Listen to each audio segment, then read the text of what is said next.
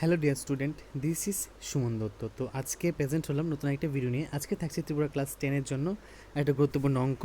তো সেই অঙ্কটা করার জন্য আজকে আমি তোমাদের সামনে এখানে প্রেজেন্ট হলাম। তো এই অঙ্কটা অবশ্যই তোমরা সবাই মনোযোগ সহকারে দেখবে, কারণ তোমাদের পরীক্ষার মধ্যে এরকম টাইপের কিছু অঙ্ক একটা আসতে পারে, ঠিক আছে? হয়তো বা একটা বা দুইটা বা তিনটা। তো এখানে বলা হয়েছে যে ত্রিভুজ এ বি সি এ একটি দেওয়া আছে যে A B equal to 6, A C equal to 8 এবং এ ডি হলো কোন এ এর সমদ্বিখণ্ডক, মানে এখানে যেটা এ আছে এর অর্ধেক হবে। তাহলে কোন বিডি সমান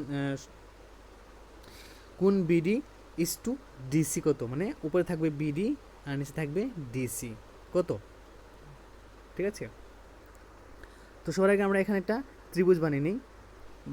বানিয়ে নিলাম। বানিয়ে আমরা এখানে কী কী দিলাম, এ বি মানে এই যা এটা দিলাম কত 6, তোর এ সি এটা কত দিলাম 8, আর এ ডি হলো কোন এ এর, মানে এখানে বলা হয়েছে যে এই যে এ ডি আছে, এই যে এ আর ডি এইটা আর এইটা এর মধ্যে এই কোন এর, মানে এই এ কোণের সমদ্বিখণ্ডক, মানে একে আমরা দুই ভাগে ভাগ করেছি। এ একবার সির সাথে যাবে, একবার যাবে বির সাথে, ঠিক আছে? এ ডি দুইখানে হবে।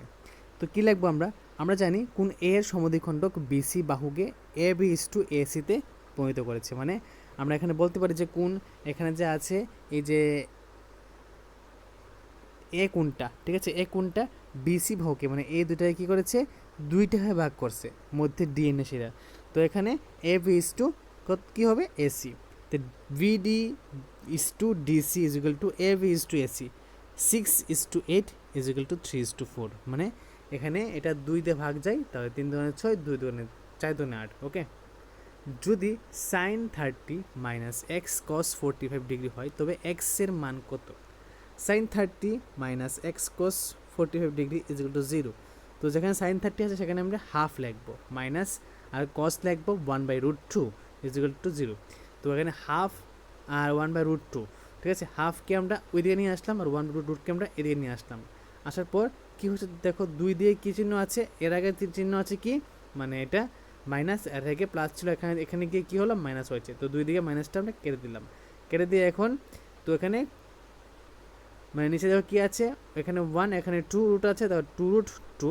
তো আমরা এখানে সুবিধার্থে একটা রুটকে কমন নিলাম, কমন নিয়ে এখানে √2 বললাম, এখানে √2 বললাম, তাহলে নিচে √2 আর এখানে দুইটা √2, ঠিক আছে?